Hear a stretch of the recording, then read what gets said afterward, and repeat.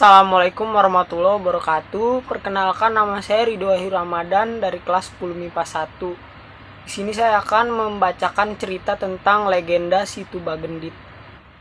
Pada zaman dahulu kala, di sebelah utara kota Garut terdapat sebuah desa yang penduduknya kebanyakan adalah petani.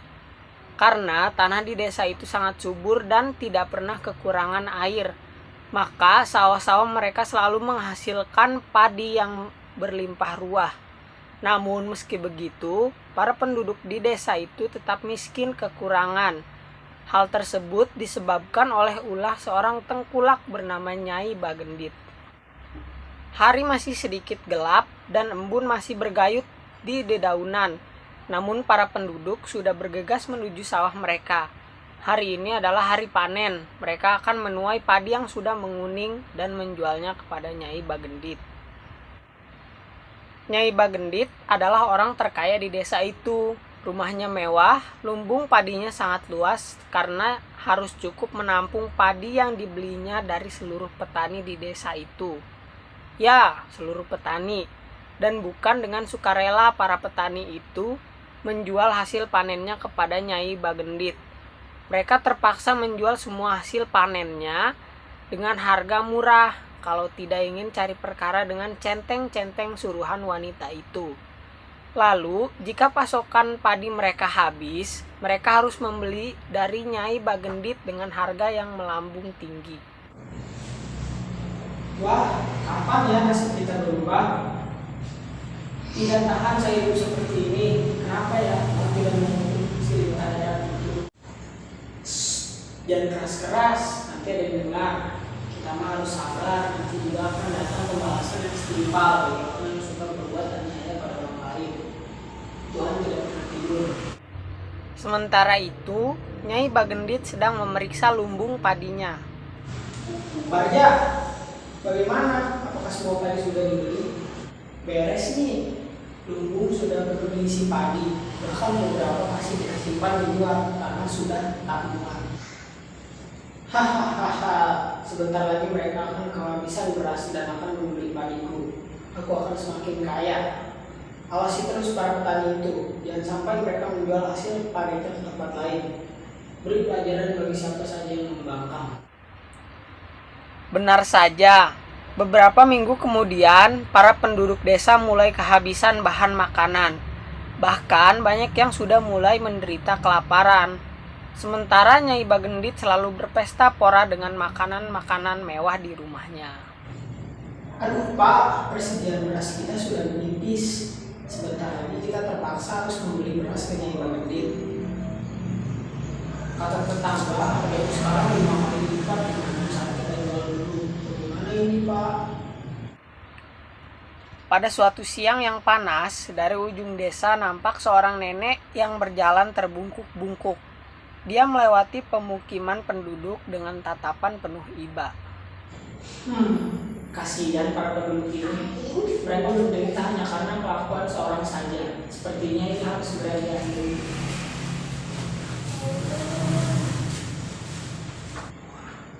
Permisi, saya numpang nanya. Ya Nek, ada apa? Di manakah saya bisa menemukan orang yang paling kaya di desa ini?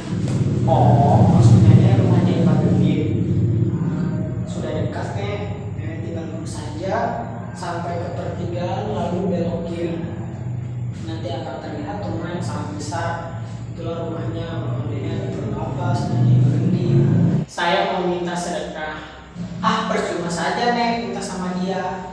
Dia tidak akan memberinya. Kalau Nenek lapar, makanlah di rumah saya. Tapi hanya seadanya. Tidak usah. Terima kasih. Saya hanya mau tahu reaksinya kalau ada pengemis yang minta sedekah. Oh iya, tolong beritahu pada penduduk desa lainnya agar siap-siap mengungsi karena sebentar lagi akan ada banjir besar. Nenek bercanda ya? Mana mungkin ada banjir di musim kemarau? Aku tidak bercanda. Aku adalah orang yang akan memberi pelajaran pada Nyai Bagendit. Maka dari itu, segeralah mengusilah, bawalah barang berharga milik kalian. Sementara itu, Nyai Endit sedang menikmati hidangan yang berlimpah. Demikian pula para centengnya. Si pengemis tiba di depan rumah Nyai Endit dan langsung dihadang oleh para centeng. Hei pengemis tua, cepat pergi dari sini. Jangan sampai teras rumah ini kotor terinjak kakimu. Saya mau minta sedekah. Mungkin ada sisa makanan yang bisa saya makan. Sudah 3 hari saya tidak makan.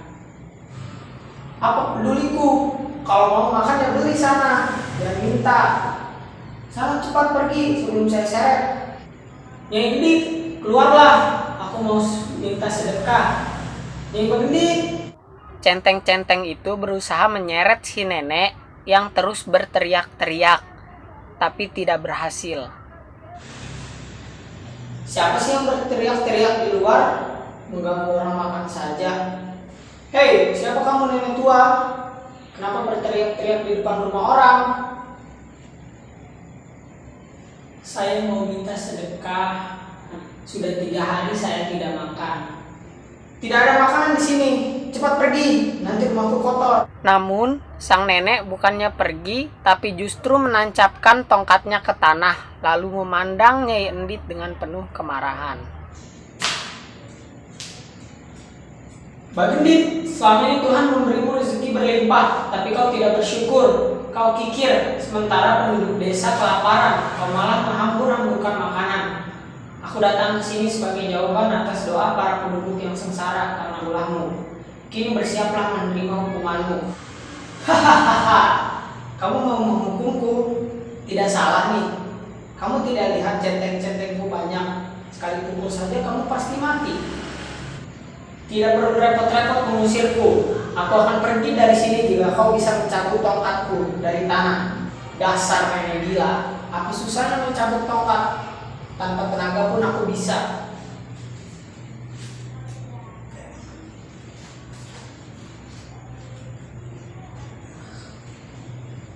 Sialan, centeng, tolong cabut tongkat itu. Awas kalau sampai tidak tercabut, gaji kalian aku potong. Centeng-centeng itu mencoba mencabut tongkat si nenek, namun meski sudah ditarik oleh 3 orang, tongkat itu tetap tidak bergeming. Hahaha, kalian tidak berhasil. Ternyata tenaga kalian tidak seberapa. Lihat, aku akan mencabut tongkat ini. Brut, dengan sekali hentakan, tongkat itu sudah terangkat dari tanah. Biur, tiba-tiba dan bekas tancapan tongkat si nenek menyembur air yang sangat deras. Bagendit, inilah hukuman untukmu. Air ini adalah air mata para penduduk yang sengsara karenamu. Kau dan seluruh hartamu akan tenggelam oleh air ini. Setelah berkata demikian, si nenek tiba-tiba menghilang entah kemana. Tinggal Nyai Endit yang panik melihat air yang meluap dengan deras. Dia berusaha berlari menyelamatkan hartanya, namun air bah lebih cepat menenggelamkannya beserta hartanya. Kini, di desa itu terbentuk sebuah danau kecil yang dinamakan Situ Bagendit. Situ artinya danau dan Bagendit berasal dari nama Bagendit. Beberapa orang percaya bahwa kadang-kadang kita bisa melihat lintas sebesar kasur di dasar danau. Katanya itu adalah penjelmaan Nyai Endit yang tidak berhasil kabur dari jebakan air bah. Apabila ada sumur di ladang, bolehlah kita menumpang mandi. Apabila ada umur panjang, bolehlah kita berjumpa lagi. Mungkin sekian video saya kali ini. Apabila ada kesalahan kata, mohon dimaafkan. Wassalamualaikum warahmatullahi wabarakatuh.